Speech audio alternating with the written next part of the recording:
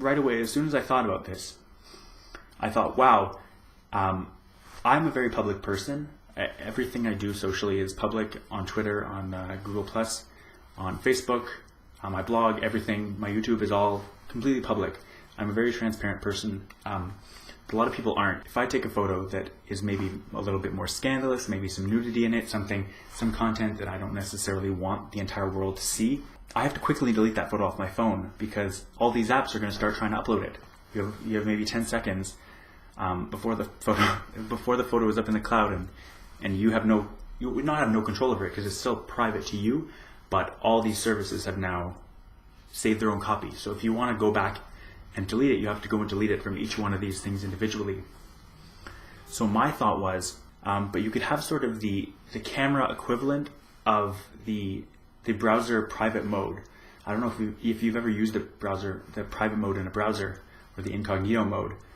You'll know what I'm talking about. Basically what it does is it means that you're not tracked. None of your information is saved in your history.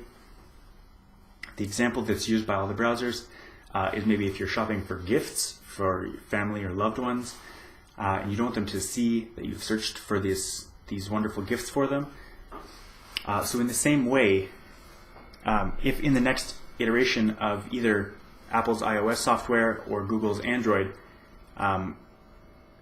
you would go into the camera and you just see a button there to go into incognito mode. And when you're in incognito mode, none of the photos you take, none of the video you take, for example, while you're in that mode, none of it will be sent.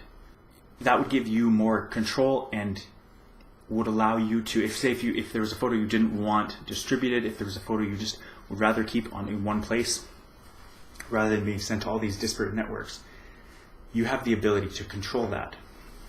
The beautiful thing about this system is that Apple implemented their photo stream pretty much, the user, unless you know what's happening, the only thing you're going to notice different is suddenly your photos are on all your devices.